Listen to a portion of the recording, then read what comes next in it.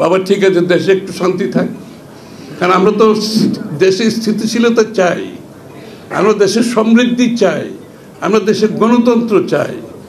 এই জন্য বিএনপি অনেক কিছু বড় দল হিসাবে, জনগণের দল হিসাবে স্থিতিশীলতার কারণে আমরা অনেক কিছু কিন্তু সহ্য করেছি।